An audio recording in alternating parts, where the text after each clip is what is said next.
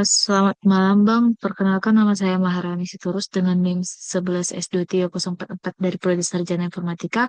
Nah, pada kesempatan kali ini saya akan mempresentasikan aplikasi mobile yang saya buat dalam mata kuliah pengembangan aplikasi berbasis mobile yaitu Delcom Plans dan Handphones. Nah, aplikasi ini merupakan aplikasi Android yang terhubung langsung ke server melalui internet atau yang biasa kita sebut sebagai aplikasi berbasis networking. Yang pertama saya akan menjelaskan tentang arsitektur aplikasi. Aplikasi ini terdiri dari dua bagian utama yang bekerja sama. Pertama ada backend, yaitu server yang saya bangun menggunakan Kator, sebuah framework Kotlin untuk membuat API. Server ini berjalan di cloud dan bertugas menyimpan serta mengelola semua data. Kedua ada front end, yaitu aplikasi Android yang saya bangun menggunakan Jetpack Compose.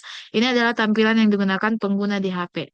Keduanya berkomunikasi melalui API.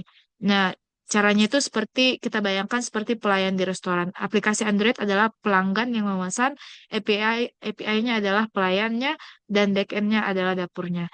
Nah, di sini saya akan fokus menjelaskan tentang front-end-nya karena back-end-nya sudah saya deploy. Nah, di sisi Android, saya menggunakan arsitektur MVVM atau model view model yang merupakan best practice pengembangan Android modern.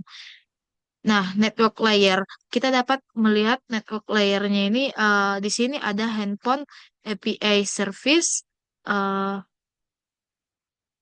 ini. Di sini yang mendefinisikan eh, semua endpoint API menggunakan retrofit. Misalnya, fungsi get all handphone ini berguna untuk mengambil semua data handphone atau post handphone yang mengirim data beserta gambar menggunakan format multipart. Lalu ada repository, dapat kita lihat di sini. Sebentar.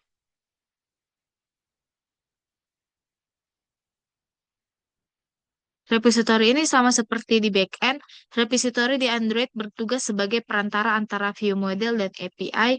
Di dalamnya ada fungsi save API call dari suspend helper yang memastikan jika terjadi error koneksi. Aplikasi tidak crash melainkan menampilkan pesan error yang informatif.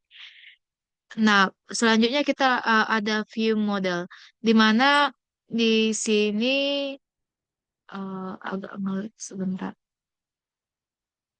Di view model ini adalah otak dari setiap halaman. View model menyimpan state atau kondisi tampilan menggunakan state flow.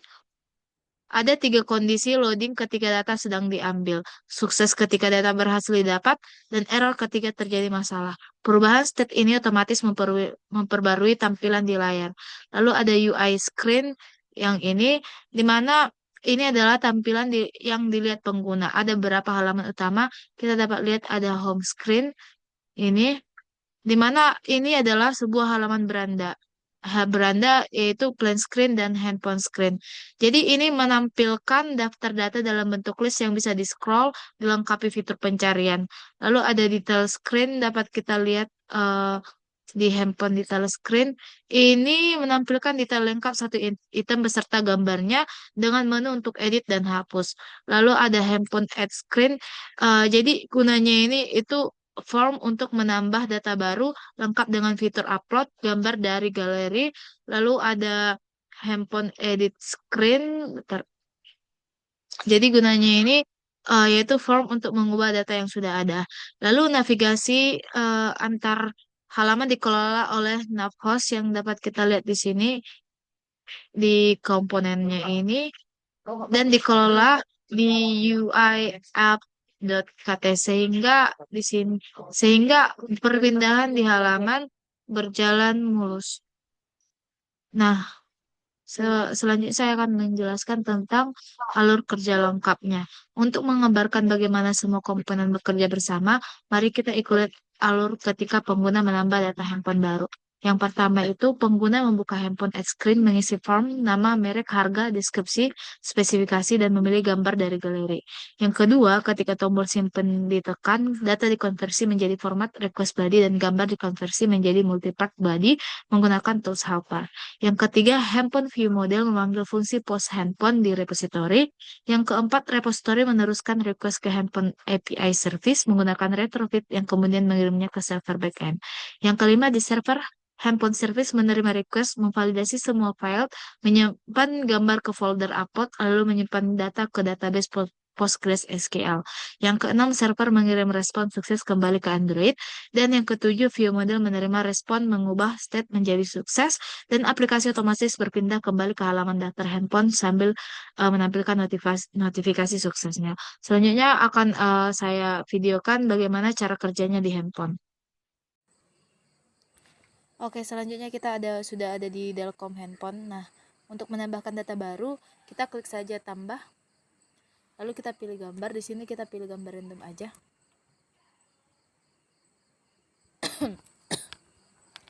Lalu mereknya juga, terus harga, lalu deskripsi. Terus spesifikasinya bebas juga. Lalu simpan. Di sini Delcom Plane-nya langsung menyimpan datanya ke database yang ada di backend. Nah, jika kita ingin mengubah datanya, kita klik aja, lalu klik titik 3, terus ubah data. Kita bebas memilih yang dimana pengen kita ubah. Misalnya ini, lalu kita tambahin mereknya, terus ini harganya juga mungkin dikurangi gitu, terus deskripsinya tambahkan saja, terus spesifikasinya hapus, bisa. Nah, ini berhasil mengubah data handphone. Nah, di database-nya juga akan berhasil diubah. Untuk menghapus, klik lagi titik 3 lalu hapus data. Ya, hapus. Nah, di sini juga berhasil menghapus data handphone. Selanjutnya, jika kita ingin menambahkan yang error, kita nggak milih gambar, kita buat aja.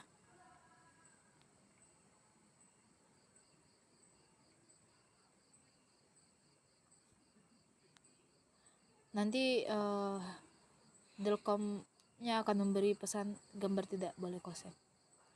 Nah, mungkin sekian untuk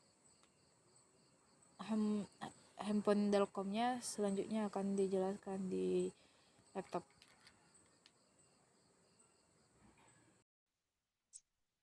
Nah, untuk penutupnya dengan demikian, aplikasi ini berhasil mengimplementasikan fitur CRUD yaitu Create, Read, Update, Delete untuk dua topik sekaligus yaitu tanaman dan handphone dengan arsitektur yang bersih, terstruktur, dan mengikuti best practice pengembangan aplikasi Android modern. Terima kasih atas perhatiannya. Saya siap menerima pertanyaan jika ada pertanyaan di komentar. Sekian dan terima kasih.